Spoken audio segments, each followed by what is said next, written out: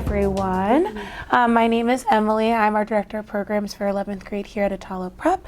And this is our professional development series. Today we have Ángela Capeles, who is the founder and CEO of Capeles Agency. Thank you so much for being here. Thank you for having me. I'm excited. So just to kick us off, where are you from and what were some of your hobbies growing up?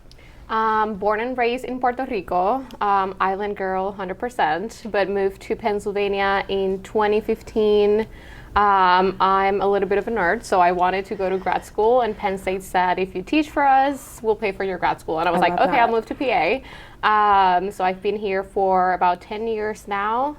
Growing up in Puerto Rico, we do have a lot of privileges. I would say we have the beach so close to us, so a lot of my hobbies involve just being out and about in the island, making sure that I, had our food and music and dancing.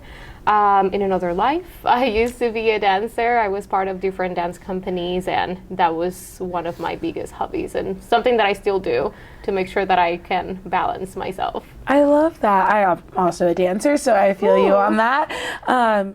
I guess given your background, you mentioned being raised in Puerto Rico, you studied journalism and communications, yes. But then you built an international marketing career. Mm-hmm. How did we get from point A to point B? And I'm curious about how some of your upbringing and early interests shaped your passion for storytelling, branding, and social impact. Great question. Honestly, I think I was always obsessed with storytelling since I was a child. I was always, asking questions, why, you know how kids are. But that was something that I embodied throughout my whole life. And I was always curious about why people were doing things and why did they feel a certain type of way. So when I went to my senior year of college, I was thinking about what do I want to do when I grow up. Typically, as parents would say, if you're a great student with A's, they would say just be a doctor. And I had applied to be a doctor, sciences and biology. And then a couple days before I changed my mind, I had an interview at a news station in Puerto Rico about an initiative that I had led at my high school. And I was like, oh my gosh, I don't know why I applied for biology, because all I've done my whole life is, share stories about people. So I major in journalism, communications, and foreign languages, Brazilian Portuguese. Like I said, always passionate about storytelling, and that literally opened a new chapter, I think, in my life, because I was able to learn the frameworks and the theories and trying to understand how people make sense of the world through language and conversations. And I was so excited about that because I feel like now I have a little bit more confidence into what I'm speaking and saying. And I was studying in the University of Puerto Rico. One of my professors recommended me to one of the top public relations firm in the island. And I was like, oh my gosh, do you think I'm ready? And he's like, absolutely. So the owner of that PR firm interviewed me. She's like, hey, we have a major event. If you've run this event and a couple tasks properly, then you'll be part of the team. Whoa. And I was like, challenge accepted. I was so nervous, but I did my best. And she was super impressed with me, and she brought me into the team. It was a very small team. And I was handling international brands and American brands as well, like Carolina Herrera, which is luxury brand. I work on the first opening of the first luxury mall in Puerto Rico, the Mall of San Juan, a lot of hotel, hospitality, restaurants, museums. So it gave me really good experience. And I think that maybe make me start to move outside of journalism into more of creative work and storytelling. So a little bit of a mini class, public relations, communications, journalism, marketing, all of those things are very related. Sometimes we think they're siloed, but one thing helps the other. So I think my background and my credentials, getting more into journalism helped me understand how can we prioritize storytelling in a very intentional way and authentic through public relations and marketing. So I think that opened my eyes to the world and say, oh my gosh, I can work with major brands. I can do anything in the world. So definitely had a great amount of experience in Puerto Rico working with major brands. She gave me a lot of green light for me to do and own a lot of the projects, and that was super exciting for me. I was like, I want to be her when I grow up. Like, I want to have my own thing. And I applied to grad school, like I said, in Penn State, and moved here. And during my 10 years here, I've been able to work with different agencies and organizations like the Department of State. Wow. I work still at Penn State as a professor, teaching communications or humanities courses. I work with nonprofits, helping them develop their communications department from the ground up. So I was always interested in helping people grow from a communications and marketing standpoint. And I think I got to a point that after I graduated from my master's, I was like, you know what? I want to do my own thing. I was applying to so many places and they were like, you know what? We would only pay you this. And I was like, no, that's thank not you. Gonna work. I'm like, after working with these brands, I'm not going to take something less than what I was making back home in Puerto Rico. So I didn't really feel like I was respected or valued as a colleague, and I decided to just like create my own thing. So that's how we got from studying journalism to being into the PR world, and helping, create campaigns and things for major brands and managing multi-million-dollar campaigns, into saying, none of you see me, I see me, I'm just going to build my own damn thing. I love that so much. We have a phrase here at Attollo, you cannot be what you cannot see. Yes. And 100%. I feel like your story really embodies that other aspect of it, of like, if you can't see me in this, then I am going to be this, so that you can now see me as someone who can do this. I love that. Thank you. I'm curious, going back to like, you mentioned that there are a lot of connections between the PR and marketing and communication journalism. How do you maintain social impact as a component in your storytelling work, especially when, and maybe this is just ignorance on my part, working with major brands, I don't always expect social impact to be a priority. I expect like you to make a profit, and I know that the two things can be connected and very much are, but how do you personally ensure that social impact is a part of these campaigns? Honestly, it is important to me, and that's how we work through my agency. One of the main reasons, in addition to claiming my own space, was because I had experience working for other agencies as director of marketing and strategy, and I got really disheartened with how they would treat clients and their own team. Like you mentioned, a lot of communication companies or marketing agencies or even brands and organizations are focused on profit over people. And I don't like that. Like, I get it from the operations side on, we need to make money so that we can pay our team and do all the things that we have to do and we want to. But at the same time, for me, it was really important, like, I would not compromise the quality of the work or the ethics or the morals behind it and my values. So how I can make sure that we maintain social impact is through our way of working and how we do work internally. I'm very bold and I'm very direct and assertive when I connect with our client partners, and I say to them, like, from day one, this is what you'll get by working with me. I'm not gonna stay silent. I'm not gonna say, yeah, we're gonna do this, let's throw money in this just because. I always want to make sure that there's social impact and there's deeply, relationship building with the communities that we're trying to impact. That's not necessarily a standard in the field because everyone approaches it differently. It's something for me more personal due to my upbringing, my experiences, being a woman of color in Pennsylvania for 10 years. It's like, we need more representation and authentic representation and storytelling. So I think it's not necessarily a marketing framework. It's just about how I was looking at things differently, and then you surround yourself with people who also support those type of ideology, and then the right clients will come to you because they recognize that impact. And I think social impact, it's something that either you have it in you or you don't, and you'll see that when you walk the talk. Your clients are going to come to you because they also see the impact of that, and they also feel like responsible. Like, yes, we have all of this power and money or whatever, but like, what are you actually doing that impacts the community that you want to connect? How are you supporting that? Like, if I say I'm all about supporting Latinos, then Am I actually doing that? Am I providing opportunities for resources, access, continuous education? Am I funding opportunities for those? Like, all of those things really matter. And I think the best way for us to think about it is making sure that, one, it's part of your ideology and how you want to do things and business and go about life. But I think it's also a matter of making sure that you walk the talk so that you can get the right people support you or invest in you, in this case as a client, to do that. So I think it's a little bit of that duality. That makes a lot of sense. And I appreciate that we can recognize the desire to want to have social impact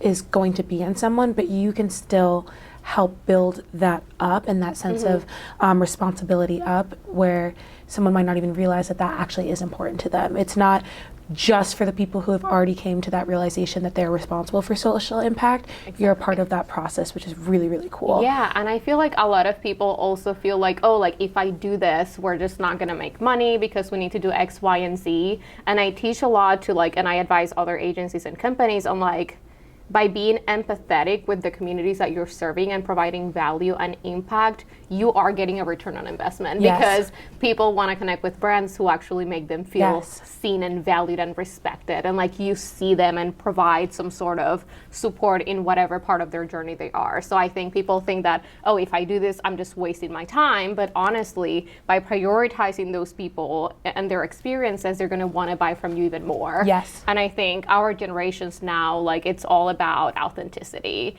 and accountability. So I think it's going to be really exciting to see over the next few years the companies and the brands that prioritize that social impact so that they can say, okay, you walk the talk, now I'm going to invest in you. Yeah. And if I don't want to, I don't have to anymore. There's so many other options. So I would say it's definitely a priority and people should take it into account, even if they don't want to do it because of the good of their hearts or the kind of their hearts, just because it's a good business move anyways. Well said. Well said. That's a soundbite. But so the Capeles Agency describes itself as a boutique creative agency that builds iconic and resilient brands through intentional branding and marketing strategies. And you talk a lot about authentic representation. Why is that so important right now, today? I think authentic representation is important because each brand, each person has its own story. And if we all do the same thing, nothing stands out. So you're just one more thing. I can go to so many brands. If I'm thinking about retail and B2C brands, I can go to so many different brands locally, nationally, internationally for hair products. But I'm just going to go to the ones that are going to make me feel comfortable and I feel like they see me. Not all of the brands deal with Latino hair. Not all of the brands talk about things that are important for me as a consumer or as a person. So I think what makes a brand, stand out or be, an iconic brand versus a good brand, I think it's just, it matters. I think it's all about storytelling. And I say this all the time, and it might seem repetitive, but if you don't have a good story that it's tied to why you're doing this, it doesn't make sense. A good brand can look good visually in terms of the visual identity, the logo experience, but then you can see a lot of gaps in terms of the storytelling, the programming throughout the year, the initiatives that you do. You can go to an office space and notice that there's not a connection between the team culture and what I'm seeing visually. So I think what makes a brand stand out or be an iconic brand is a brand that prioritizes all of the different touch points from point A to point Z of interactions with your potential clients or clients. For example, if I'm thinking Attollo brand as an example, can I do that as a case study? Are you listening, Alex? I think a good brand, it's going to look beautiful, but sometimes they overlook a couple of different things. As soon as I got into the building, this is the new building, I saw the other one too, you can see all of the brand messaging and statements reflected into the space. So that already tells me that you're stepping up. You're being very intentional with how people feel in the space. I can get here and I feel cozy. So that tells me that all of you are very warm and inviting and you want me to feel good. When I think about the mission and vision statement and some of the wording and messaging that you have around the space, the colors, all of that adds a little bit more depth And the brands that walk the talk and that go the extra mile, I think those are iconic. I typically talk a lot about luxury brands, and obviously the majority of my experience has been with luxury brands, but one of the things that I love, it's not that they're expensive, it's that they actually prioritize the experiences of people at any given day or time. From the first time that you walk into a store and they receive you with maybe a glass of champagne or like someone walking you through the different areas, to when you order a product, to when you receive that product packaging, everything it's beautiful, intentional, you have a specific note addressed to you, like all of those things really communicate that value. So the iconic brands are those who prioritize experiences that walk the talk, that they don't assume. It's very important that we think about the people that we're engaging with. Like if I'm saying that I'm pro accessibility, but then my building doesn't have a ramp for people to go up or an elevator, am I really accessible? You know, we're not really thinking about each one of those steps. So I think iconic brands are the ones who definitely prioritize people and their experiences, and how can we level those up without making assumptions. So I would say a lot of research, a lot of thought into it, but definitely a lot of conversations around how can we make people better through whatever it is that we offer, whether it's a service or a product. Absolutely. While you were speaking, I wrote down a question, and I also think you answered it. So I'm going to make sure that I understood everything correctly. So as you were sharing your sentiment, I was curious how brands could stand out even when they're honestly delivering the same product or a very similar product. But it sounds like the difference is, are you going the extra mile to talk about the values behind the product, not just the product itself? Exactly. And making sure, I mean, we do this with some of our campaigns. I really appreciate that our marketing team will tell us why they chose a specific font or type, or why this color is specific for this campaign because it was made by a person who matches the identity of the campaign that we're running. And so those why components are really important to express, even if they don't seem important in the moment. Absolutely. And I think it's also important for you to realize that, like, you need to connect with your specific audience. Sometimes we feel like, oh, in order for me to be successful, I need to address everyone. Everyone needs to be my client because I want to have 100,000 people, you know, buy my product or my service. And that's not necessarily the right thing to do for your brand. So I think making sure that you have your niche and your focus, it's going to be important because that's going to help you be more specific and intentional with what you do and that experience for them. If I'm just addressing everyone, then it's going to feel generic, which, going back to authenticity, it's something that we want to avoid. We want to make sure that we're seeing people, meeting them where they're at, not where I think they are. And I think that's going to kind of like go the extra mile. I really appreciate that. I also appreciate that you brought up hair.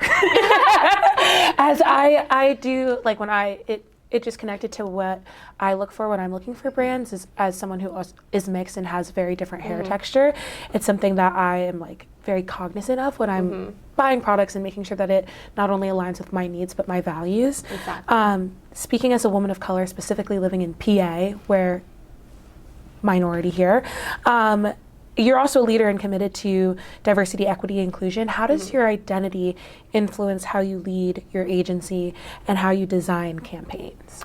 I think my identity influences everything I do 100%. I think anyone can do marketing if you learn how to do it and practice and spend enough hours over the years.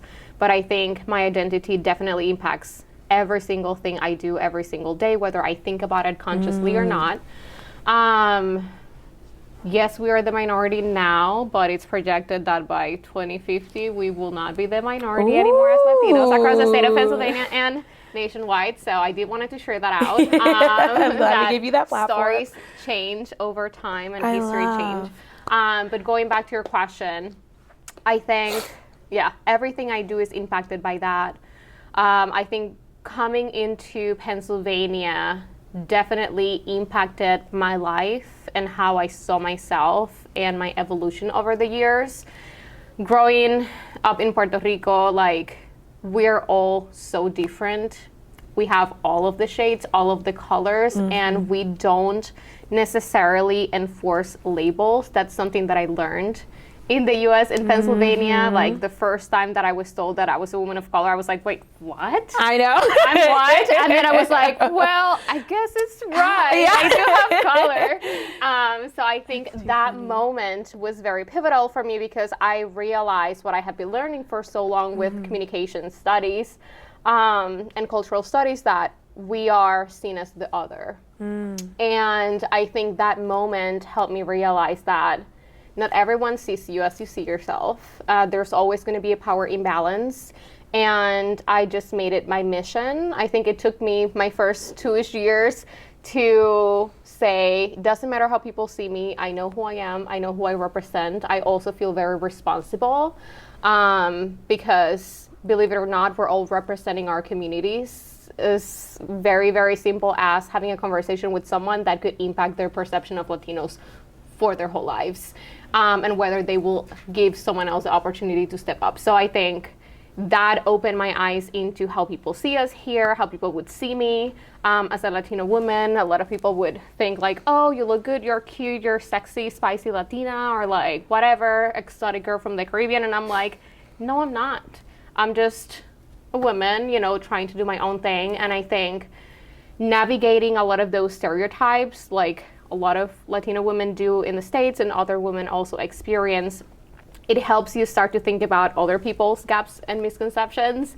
And then it adds a little bit extra work to your plate because now you also have to account for all of those things.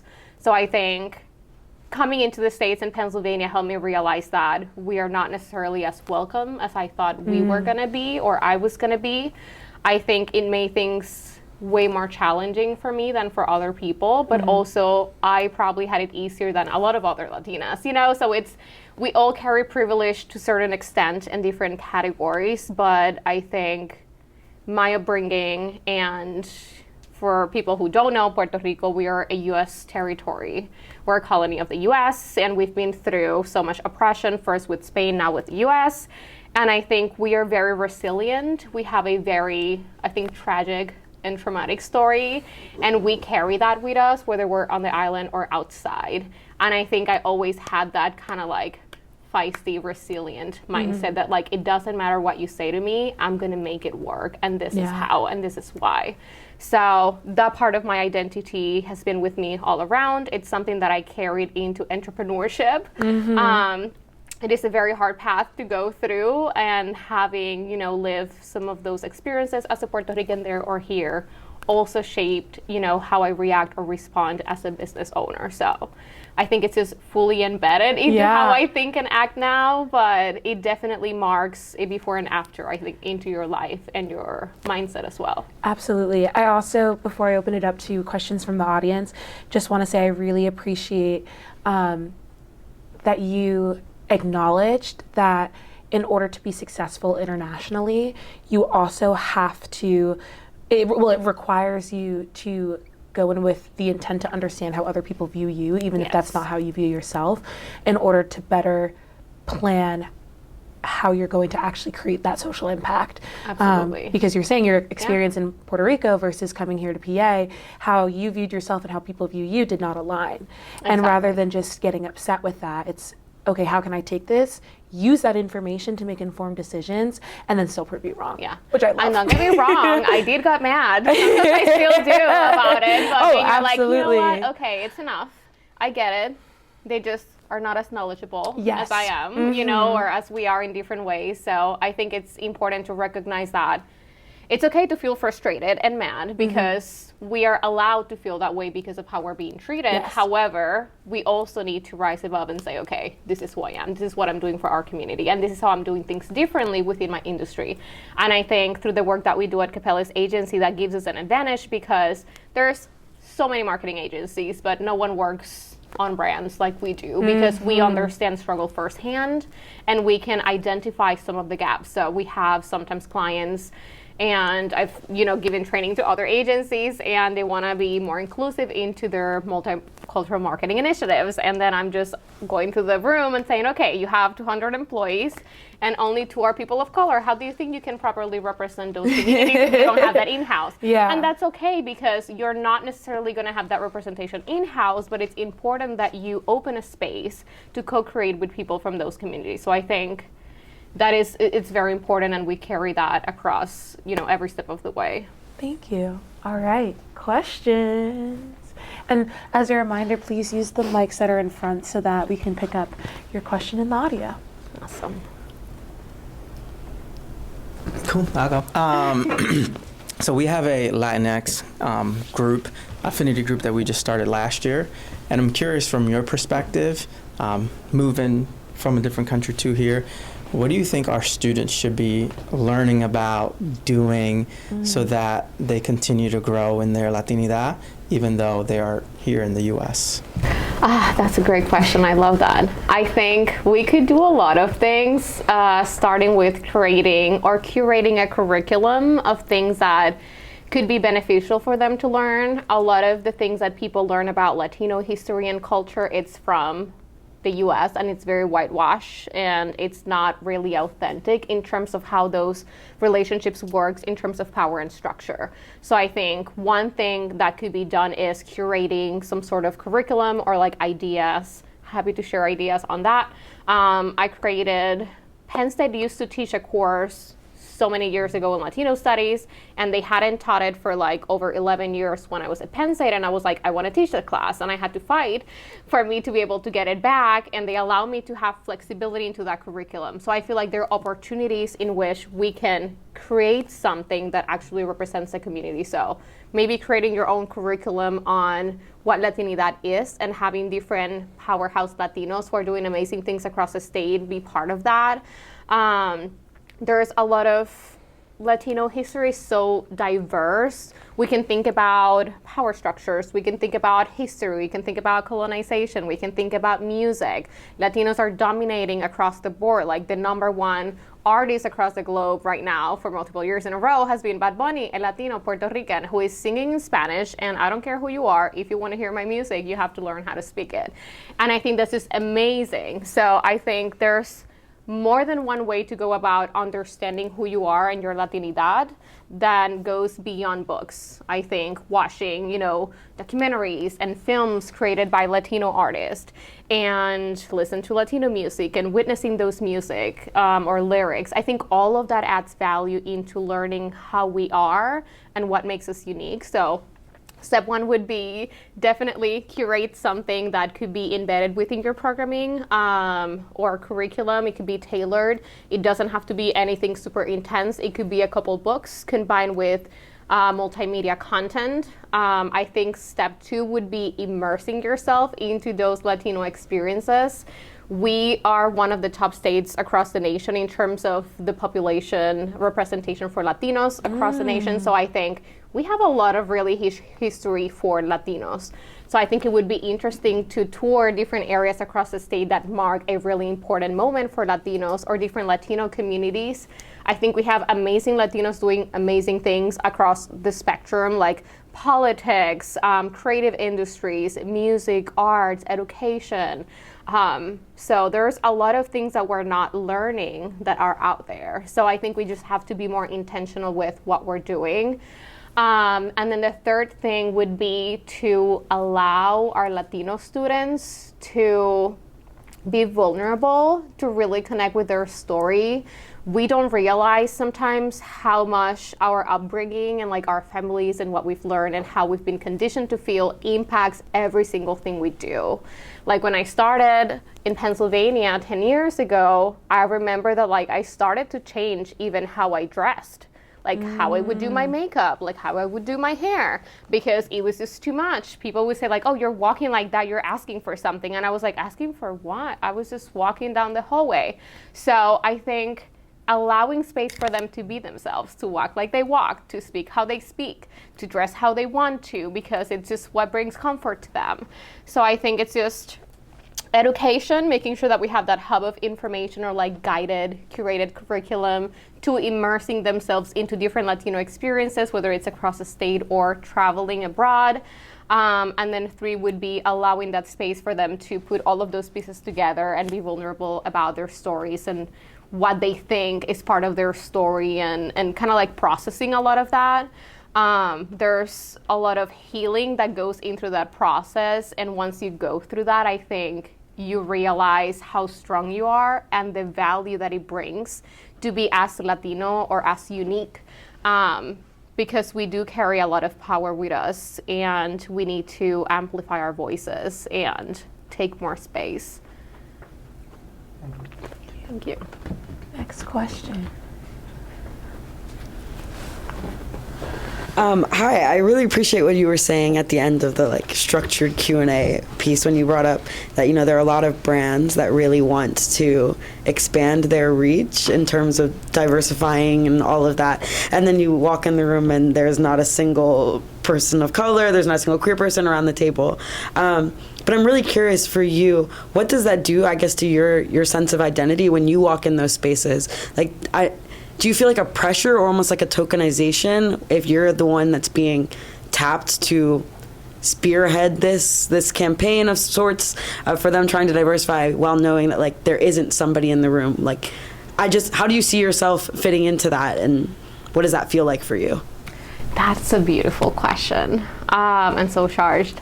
Okay, so I think before I used to feel like I was the token because I was literally directly addressed as that. I remember one of my first jobs in Pennsylvania. Literally on day 3 or 5 of the job, they told me hey, we need to go to this conference, and it's a women of color conference, and we need to send 2 employees from the organization, and they have to be a person of color. So they sent me and another person. And that was kind of one of the first moments that I was I'm just a token Latina. But then going back to my journalist days, it's all about research and data and what story the numbers are telling or the community is telling. I would just go back, which is props to my therapist. You create certain scripts that work for you. And I would go kind of challenging all of those ideas, because then you realize I might be the token for them, but I'm more qualified than a lot of people there. So for me, it's just a reframing on, you can see me like that, and that's okay. You do whatever checkbook you want. However, I am not that, and this is why. So I think the first piece was reframing how people saw me as the token, and then me making sure that I wouldn't see myself as that, even though you can sometimes fall into that habit. The second aspect, when I'm invited into spaces and I'm the only one, I am very assertive and direct. So I have no issue with calling brands out, and I do that all the time. I do it with my clients, and I do it with people who invite me to participate on their brands, and I just ask direct questions. I'm okay, so how many of your customer base or your team is people of color? 0. Okay, so what do you think you're doing right here? What is the outcome? So I challenge them and ask them questions so that they can cut themselves into what they just did. So I no longer have an issue. Maybe the first 2 years of me here, I was a little bit more coy and say well, maybe no longer. So I think it's just about reclaiming your space and saying, this is what you're doing. I'm happy to support this, and these are the next steps for you. If you're just going to do something performative, I'm not going to be your person. And I've walked away from money, which entrepreneurs, maybe we shouldn't sometimes, but for me, ideology is very important, and why I'm doing my own thing, it's so that I can have that power and reclaim that back. So it's happening still in 2025. It happened in the past. It will continue to happen because not everyone is genuine about what they really want out of those relationships or collaborations. So I no longer let them use me or for me to feel used.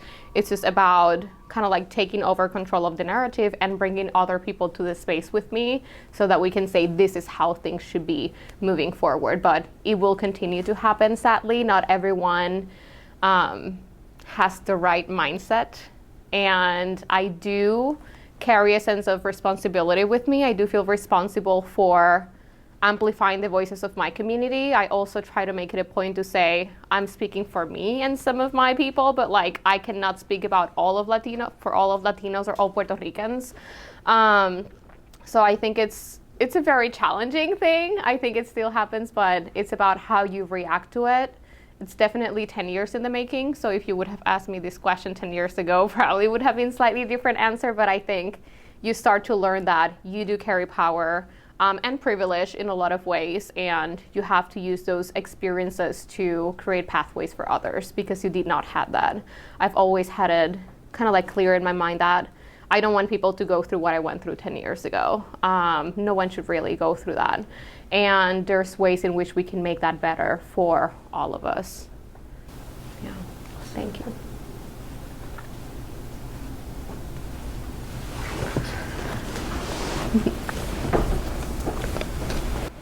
Hello. You had spoken about your journalism career and how that kind of shifted into this new type of storytelling and this new type of creativity. So was there a specific moment or project or task that like told you like, no, this is for me, this is what I want to do? Because like you said, anyone can learn marketing, but like what made you like the marketer? I think a lot of things in my life kind of made me a marketer. I love journalism because I love storytelling, like I mentioned, and I was always curious. One of the moments when I was about to graduate college that kind of like started to make that pivot was that I was covering a protest. I think I've said this before, but I was covering a protest for a project for school, and my grandma dropped me off.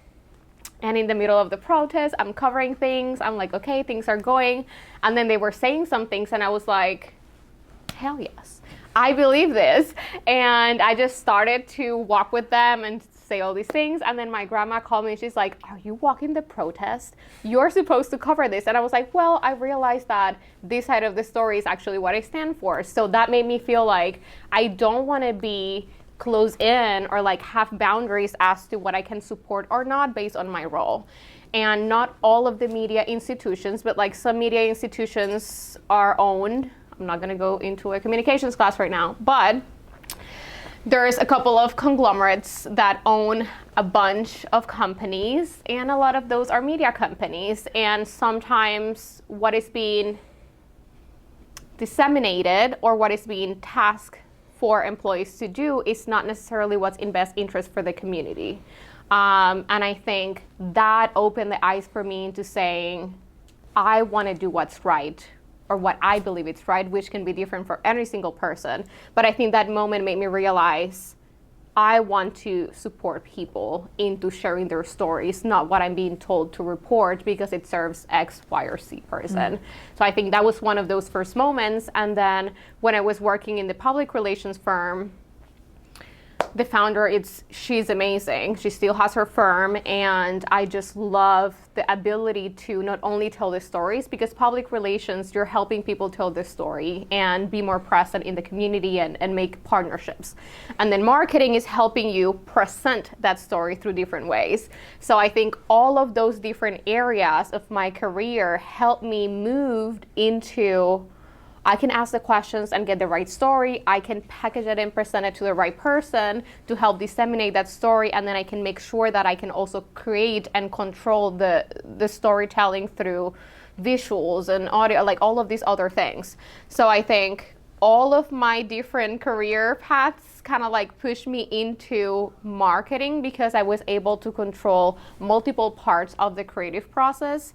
And then you can have a more clear idea of understanding those communities that you're serving. So I think those moments helped me figure out that I want to be more of like a marketer and like help drive those stories and have the power to translate things.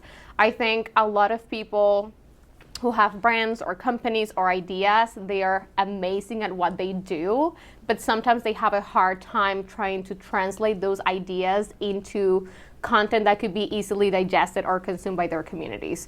So I love the ability to say, okay, you have this amazing idea, you're doing this for the community. No one really knows you're doing it, so how can I help you put on your hat of what you're doing and translate that into a way that makes sense for people so that they can engage with you? I think that's exactly what moved me into this path. I think it's just a combination of being a little bit of artistic side of my personality.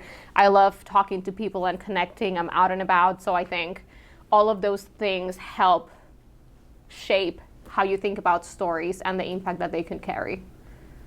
Thank you. All right, B, I think you'll be our last question. Okay, so throughout today, you were talking a lot about your cultural background, and I think it's so beautiful how much you love the history, where you come from, etc. And so I'm curious, like, how do you create space for other cultural identities while still staying true to the love for your cultural identity? I think that's a beautiful question too. I think of everyone as very unique and diverse. I love traveling, I love cultures, I love languages, I love to be able to connect with people. So I try to think about other cultures as I would think about myself and my culture and my experience here. So I think that's how I'm able to relate and empathize and feel as connected as I am with people from other countries. So yeah, I think it just goes back to my experience as a Latina in Pennsylvania and saying like, oh my gosh, I want to make sure other people don't feel like I did. So how can I create space for that? And it involves a lot of learning and unlearning of the things and misconceptions that we even have. Like, I'm a Latina and I also come with stereotypes. Like, how can I challenge those on a daily basis? I think it's also helped me a lot that I travel. I love to travel as much as I can. I love to connect with people from different cultures, different languages, eat their food, dance their music, learn. It just, the more that you can immerse yourself with other people, you realize how similar you are in a lot of ways and also how different and unique you are. And I think all of those things carry impact and also help you be more creative even through your work.